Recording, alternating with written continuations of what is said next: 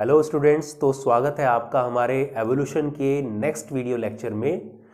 इस लेक्चर में हम डिस्कस करने वाले हैं एनसीईआरटी के उस टॉपिक को जहां से सीधे डेटा के तौर पर या सीधा सीधा पॉइंट की फॉर्म में सीधे सीधे क्वेश्चन आते हैं आपके बोर्ड एग्जाम में, नीट में। तो जो ये टॉपिक है ये एनसीईआरटी में इस नाम से दिया गया है, a brief account of evolution. यहाँ से सीधे सीधे डेटा के तौर पर या फिर एवोल्यूशन के दौरान हजारों लाखों साल पहले बीच बीच में कौन से ऑर्गेनिज्म आए और कुछ कौन से एक्सटिंक्ट हो चुके हैं, सीधा सीधा डेटा दिया गया है। तो इस डेटा को एनसीईआरटी पढ़ते थोड़ा बोरिंग सा लगता है, तो इसी डेटा को बहुत ही आसान तरीके से इंटरेस्टिंग वे में सिंपल करके एकदम हम यहाँ पर इसको आपको समझाने की कोशिश करेंगे। तो शुरू करते हैं। और पहला पॉइंट क्या बोलता है कि अबाउट 2000 मिलियन ईयर्स एगो, लगभग 2000 मिलियन ईयर्स साल पहले, ठीक है, मिलियन ईयर्स जो है पहले क्या हुआ कि पहली सेलुलर फॉर्म अर्थ पर आई। ठीक है, लगभग 2000 मिलियन ईयर्स पहले पहली सेल अर्थ पर बनी, यानी उससे पहले अर्थ पर सेल नहीं थी। आपको पता है कि पढ़ा आपने जैसे शुरुआत के लेक्चर्स में कि 4.5 बिलियन ईयर्स एगो BYA अर्थ का ओरिजिन हुआ। फिर 4 बिलियन ईयर्स एगो BYA क्या हुआ, अर्थ पर पहली life form I. Life I है, सेल नहीं आई है। लाइफ मतलब कि कोई ऑर्गेनिक मैटर बना होगा, जैसे हम बोलते हैं कि स्टेनले मिलर के एक्सपेरिमेंट में देखा कि अमीनो एसिड बन गया होगा, या कोई कार्बोहाइड्रेट या कोई ऑर्गेनिक एसिड। ठीक है, अब 4 बिलियन ईयर्स पहले वो चीज़ बनी थी और उससे पहली सेल बनने में कितना समय लग गया। मिलियन पे बात आ गई, वहाँ बिलियन था, यहाँ मिलियन पे बात आ गई अभी। तो कितना समय लगा पहली सेल बनने में, तो याद रखना है लगभग 2000 मिलियन ईयर्स साल तक। ठीक है, उससे पहले तक कोई लाइफ फॉर्म नहीं थी, उसके बाद बनी है। उसके बाद क्या मतलब, ये जो पहली सेल आई, ठीक है, इनमें से कुछ सेल जो है फोटोसिंथेसिस कर सकती थी। जब फोटोसिंथेसिस करती है तो क्या निकलती है, ऑक्सीजन निकलती है। इसका मतलब एटमॉस्फेयर कैसा हो गया था, ऑक्सीडाइजिंग हुआ, यानी कि एटमॉस्फेयर में ऑक्सीजन की अमाउंट बढ़ी। ठीक है, कुछ सेल क्या कर सकती थी, इनमें से फोटोसिंथेसिस कर सकती थी और कुछ नहीं कर सकती थी। जो कर सकती थी वो ऑटोट्रोफ, वो प्लांट की तरह डेवलप हुई होंगी और ऑक्सीजन उन्होंने रिलीज की, तो ऑक्सीजन इन्वायरमेंट में बढ़ती, एटमॉस्फेयर में बढ़ती चली गई। तो एटमॉस्फेयर कैसा हुआ, जो है ऑक्सीडाइजिंग हुआ, यानी कि एरोबिक ऑर्गेनिज्म अच्छे से ग्रो किए। अब धीरे धीरे इस सिंगल सेल से क्या हुआ, सिंगल सेल ऑर्गेनिज्म यानी यूनिसेलुलर ऑर्गेनिज्म से मल्टी सेलुलर ऑर्गेनिज्म बनते चले गए। और मल्टी सेलुलर में हम बात करते हैं कि आगे जब ऑर्गेनिज्म आए, पहले इनवर्टिब्रेट्स आए, ठीक है, उसके बाद में वर्टिब्रेट्स आए। इनवर्टिब्रेट में कौन आते हैं, इनवर्टिब्रेट में आपके भाई अगर मैं बात करूं तो जो जो कि कोर्डेटा से पहले तक के जितने भी हैं सारे हैं। इवन कोर्डेटा में जो लोअर कोर्डेट्स हैं वो भी इनवर्टिब्रेट्स हैं। ठीक है ना, क्योंकि वर्टिब्रेट का कौन होते हैं, जिसमें रीढ़ की हड्डी वो है वर्टिब्रेट्स।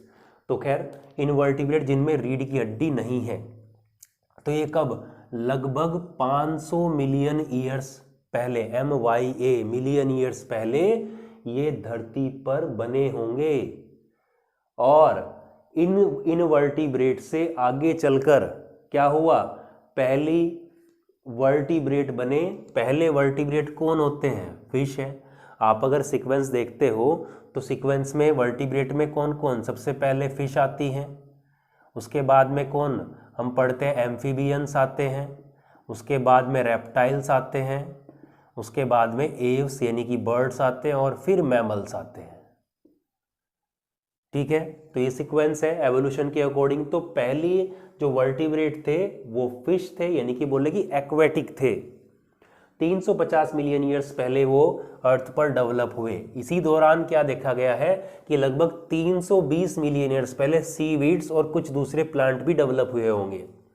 खैर यहीं पर वापस आते हैं, तो पहली जो फिश यानी कि जो वर्टिब्रेट्स आए 350 मिलियन ईयर्स पहले, और ये कैसे रहे होंगे, ये जोलेस थे, यानी कि जबड़ा इनके मुंह में नहीं था, जोलेस थे। ठीक है, जो आपने 11th क्लास से पढ़ा एग्नेथा, यानी कि जबड़े नहीं हैं। तो ये 350 मिलियन ईयर्स पहले डेवलप हुए होंगे। इन्हीं जोलेस वर्टिब्रेट यानी कि पहले जो फिश एनिमल है, इनसे एम्फीबियन जैसे, पहले एम्फीबियन जैसे ऑर्गेनिज्म, मैंने कहा एम्फीबियन जैसे, एम्फीबियंस नहीं आए हैं अभी, एम्फीबियन जैसे ऑर्गेनिज्म धरती पर डेवलप हुए। ये कब, लगभग इसी दौरान। और इनको क्या कहा कहते हैं, जो ये एम्फीबियन जैसे ऑर्गेनिज्म हैं, इनको क्या कहते हैं, सीलाकेंथ बोलते हैं। क्या कहते हैं, सीलाकेंथ। अब ये सीलाकेंथ का जो नाम आया है, देखो सीलाकेंथ क्या है, फिश ही है, फिश जैसा ही है लगभग। ये जो एनिमल होते हैं, सीला, सीला सील, भाई दो वर्डों से बना है, सीला यानी सील, यानी कि क्या होता है, होलो, खोखला, और कैंथ, कैंथोस वर्ड से आया जिसका मतलब होता है स्पाइन। तो ये मछली जो होती है, इस तरह की फिश सीलाकेंथ, इनकी डोर्सल साइड पर, पिछली साइड, जैसे मगरमच्छ चलता है उसके पिछली साइड पर कटीले से होते हैं, इस तरीके से क्या है कि इन सीलाकेंथ के जो पिछला जो डोर्सल एरिया होता है, वहाँ पर होलो यानी खोखले कांटे के जैसे स्ट्रक्चर पिछली तरफ मिलते हैं, इसलिए इनका नाम पड़ा है सीलाकेंथ।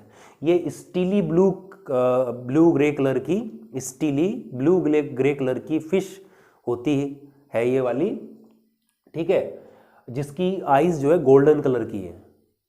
तो नाम पता लगा आपको सीलाकेंथ क्यों पड़ा, क्योंकि होलो स्पाइन इसके पिछली तरफ पाए जाते हैं। इनको लोब फिंड फिश भी कहा जाता है। तो ये मानते हैं कि ये जो सीलाकेंथ है, ये इसी से पहले एम्फीबियंस आए और दूसरे कुछ वर्टिब्रेट्स भी डेवलप हुए। ये काफ़ी इंपॉर्टेंट चीज़ है, इस पर ध्यान रखिएगा। सीलाकेंथ काफ़ी इंपॉर्टेंट है यहाँ पर आपके एग्जाम के लिए। तो सीलाकेंथ को इसलिए भी इंपॉर्टेंट है क्योंकि ये कई हज़ारों साल पहले, लाखों साल पहले क्या है, ये एक्सटिंक्ट हो चुकी थी। इसके फॉसिल मिले थे, ठीक है, इसके क्या फॉसिल मिले थे, तो इसको जो है मानते थे कि ये एक्सटिंक्ट हो चुका है। लेकिन बात है 1938 की, साउथ अफ्रीका में 1938, साउथ अफ्रीका में भी क्या बोले कि साउथ अफ्रीका और मेडागास्कर, इन दो देशों के बीच में एक आइलैंड पड़ता है कोमोरोव। तो वहाँ के समुद्र में क्या है, आसपास, हम जनरली साउथ अफ्रीका बोल देते हैं, तो वहाँ के आसपास क्या मिली, एक मछली मिली जो कि सीलाकेंथ ही थी, जिसको अभी तक क्या माना गया कि विलुप्त हो चुकी है, एक्सटिंक्ट हो चुकी है, लेकिन वो दोबारा से मिली। तब पता लगा कि यार ये विलुप्त नहीं हुई थी, एक्सटिंक्ट नहीं हुई थी, इसलिए क्या इसको लिविंग फॉसिल भी कहा गया। लिविंग फॉसिल यानी कि जिसके फॉसिल मिले और अभी भी पाई, लिविंग स्टेट में पाई जाती है। तो सीलाकेंथ मिली। अब ये सीलाकेंथ क्या मानते हैं कि इससे पहले एम्फीबियंस, ये एम्फीबियन जैसे हैं। एम्फीबियन जैसे इसलिए बोलते हैं क्योंकि इसका जो इनके फिन्स होते हैं ना, जैसे मैं बात करता हूँ, जैसे फिश कोई होती है तो फिश में क्या है, फिश में ऐसे फिन्स होते हैं ऐसे। तो इनके जो फिन्स थे, चाहे वो पेक्टोरल हो या पेल्विक हो, ये जो फिन्स थे, ये इनके फिन्स पैडल के जैसे थे, पैडल के जैसे, यानी कि ये पानी में ज़्यादा अच्छे ना रह के ये ज़्यादा अच्छे से, जैसे कुछ सेमी सॉलिड एरिया जैसे कीचड़ वगैरह होता है, वहाँ के लिए ज़्यादा अच्छे ये पैडल से अपना मूवमेंट कर सकते हैं। दूसरी बात, ये जब कीचड़ जैसी जगह से दूसरी जगह पे भी जा सकते थे, एक वाटर बॉडी से दूसरी वाटर बॉडी पे जा सकते थे, उस टाइम पर ये अपने एयर ब्लैडर का यूज़ लंग्स की तरह कर लेते थे। एक जगह से दूसरी जगह पे जाके पानी से बाहर आके पैडल की तरह ये मूव करते थे इससे। तो इसलिए भी इनको एम्फीबियंस लाइक ऑर्गेनिज्म कहा गया। इन्हीं से मानते हैं कि पहले एम्फीबियंस डेवलप हुए होंगे। और एम्फीबियंस का एक कैरेक्टर है क्या, कि उनके जो अंडे होते हैं, एग्स होते हैं, भाई अंडे पानी में देते हैं। इनका भी रीज़न है क्या है कि क्योंकि उनका जो कवरिंग होती है बहुत ही पतली सी होती है और सनलाइट में वो सूख जाती है, ड्राई हो जाती है, जिसकी वजह से बेकार, ठीक है, इनके यानी क्या बोला, एग्स जो है सन में क्या हो जाते हैं, सूख जाते हैं, खराब हो जाते हैं, ठीक है।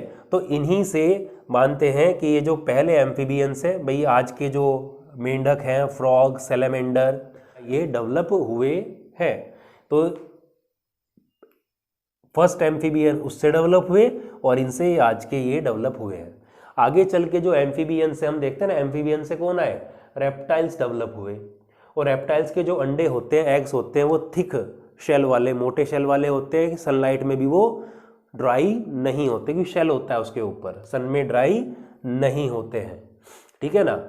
तो ये आगे आगे के कुछ पॉइंट है तो वो भी देखते हैं। अभी आगे पॉइंट है कि in the next 200 million years ago, मतलब कि एगो ना कह के मतलब 350 तक की हम बात कर रहे थे, नेक्स्ट 200 यानी कि 150 तक आ चुके हैं, 150 मिलियन ईयर्स एगो तक आ चुके हैं। 350 से 200 माइनस कर देंगे आप, 350 से 200 माइनस करके क्या हुआ कि और 200 मिलियन ईयर्स आपने आगे गुजारे तो क्या हुआ, रेप्टाइल्स बहुत ज़्यादा बढ़ चुके थे। हमने कहा ना कि एम्फीबियन से क्या आए, रेप्टाइल्स आए, और अगले 200 मिलियन ईयर्स बाद तक क्या हुआ कि रेप्टाइल्स वो बहुत ज़्यादा डोमिनेट कर गए, बहुत ज़्यादा नंबर में जो है पूरा फैल चुके, ठीक है, डोमिनेट कर लिया अर्थ पर, मैक्सिमम ये मिले। जैसे हमने कहा कि मैक्सिमम नंबर बढ़ा और डोमिनेट मतलब सबसे बड़े स्ट्रॉन्ग भी यही थे। तो डायनासोर्स जैसे एग्जाम्पल, तो आपने सुना है डायनासोर्स कैसे थे, बड़े बड़े छोटे भी थे, ठीक है, कुछ हर्बीवोर कुछ कार्निवोर, अलग अलग थे, आपने मूवी में देखा जैसे।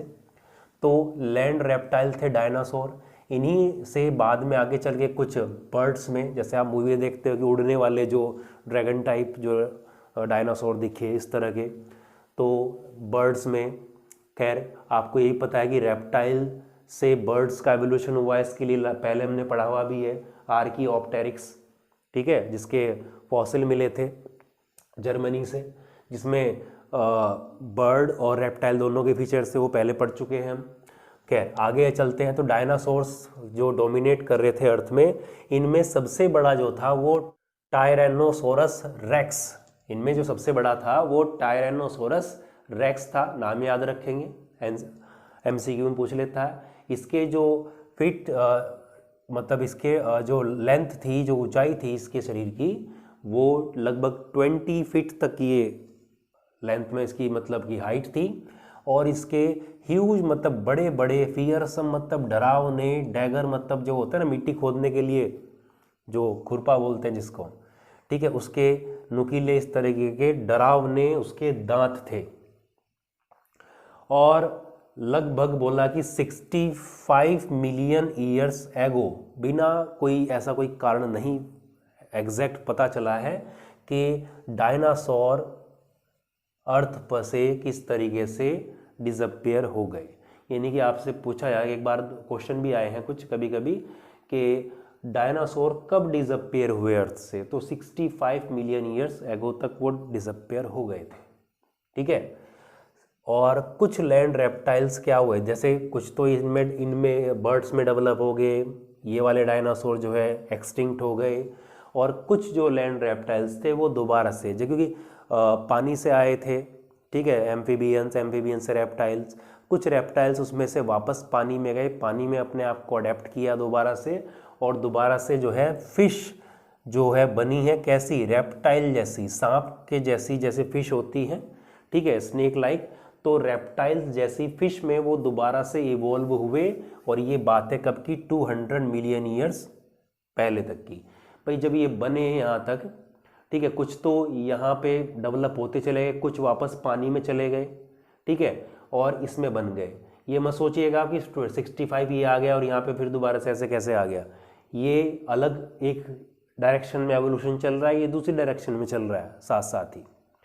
और लास्ट हम बात करते हैं इन्हीं फैक्ट्स में कि अबाउट मैमल्स के बारे में, कि मैमल्स के बारे में इन फैक्ट्स में क्या कहा गया है कि जो मैमल्स आए, क्योंकि पहले क्या था, फिश आए, एम्फीबियंस, रेप्टाइल्स और बर्ड्स तक की भी बात कर ली हमने, एव्स की। तो सबसे लास्ट क्या बचता है, मैमल्स बचते हैं। तो मैमल्स में हम बोलते हैं कि सबसे पहले जो मैमल्स आए, मैमल्स वो होते हैं जो अपने यंग वन को फीड कराते हैं, मिल्क, मेमरी ग्लैंड जिनके पास होती है, मिल्क जो पिलाते हैं अपने बच्चों को। तो फर्स्ट मैमल्स वर श्रू लाइक, श्रू मतलब छछुंदर होती है, छोटी चूहियाँ जैसी, ठीक है, तो उस छछुंदर के जैसे जो है पहले मैमल्स थे। जैसे आज के हम देखते हैं ना कि अलग अलग टाइप के ह्यूमन है, गाय, भैंस, लायन, कैट, डॉग, ये सब क्या है, मैमल्स हैं।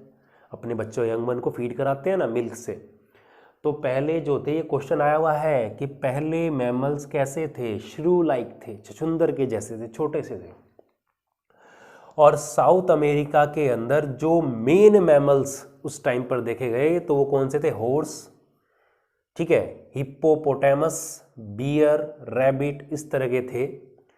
साथ में एक चीज़ ये जो दिया गया है, यहाँ से बेटा एमसीक्यू अच्छा बन जाता है, एक पूरा स्टेटमेंट देंगे और पूछेंगे क्यों, तो आंसर में दिया जाएगा ऑप्शन में एक जो होगा कंटिनेंटल ड्रिफ्ट।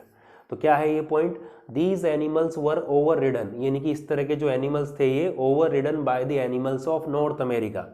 भाई साउथ अमेरिका नॉर्थ अमेरिका जैसे अलग अलग है, तो क्या हुआ, जैसे कंटिनेंटल ड्रिफ्ट आपस में क्या हुए कि दोनों कंटिनेंट आपस में आगे ऐसे मिल गए, ठीक है, जब मिल गए jointed with the South America due to continental drift, तो जब मिले तो नॉर्थ अमेरिका के एनिमल कहाँ, साउथ अमेरिका के एनिमल के साथ में कंपटीशन हुआ, उनको क्या कर दिया, एक तरह से उनको ख़त्म किया, उनको दबा लिया, ठीक है। तो कंटिनेंटल ड्रिफ्ट के कारण ऐसा हुआ, ठीक है। 2 पॉइंट और बचते हैं इसके मैमल्स के बारे में, उनको देखते हैं। तरीके से जो कंटिनेंटल ड्रिफ्ट होता गया, भाई कोई जो कंटिनेंट आपस में मिले, कुछ अलग भी हुए हैं, जैसे ऑस्ट्रेलिया है, ऑस्ट्रेलिया बिल्कुल आपको पता है अलग है, तो क्या है वो बिल्कुल उसकी लैंड की बॉर्डर बाकी और किसी के साथ में नहीं मिलती। तो वहाँ पर भाई जो नॉर्मली जो पाउच्ड मैमल जैसे कंगारू होते हैं ना, पाउच में रखते हैं अपने बच्चों को, मार्शुपियम बोलते हैं इस पाउच को, तो एनिमल क्या कहलाते हैं, मार्शुपियल्स।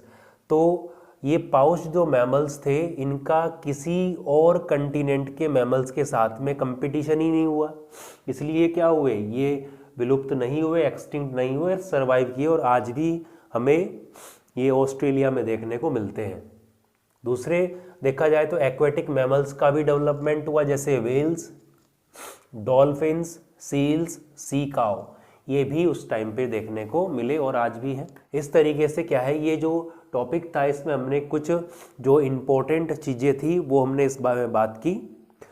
इस लेक्चर में हम इतना ही देखेंगे और आगे के लेक्चर में हम पढ़ेंगे जियोलॉजिकल टाइम स्केल को, उसको देखेंगे किस तरीके से बनाया गया है और किस तरीके से उसको पीरियड, इपॉच, इरा जो भी है इस तरह से डिवाइड किया गया है। तो थैंक यू। वीडियो अच्छी लगे या कोई डाउट हो तो कमेंट करें और अच्छी लगे वीडियो तो शेयर करें। Thank you.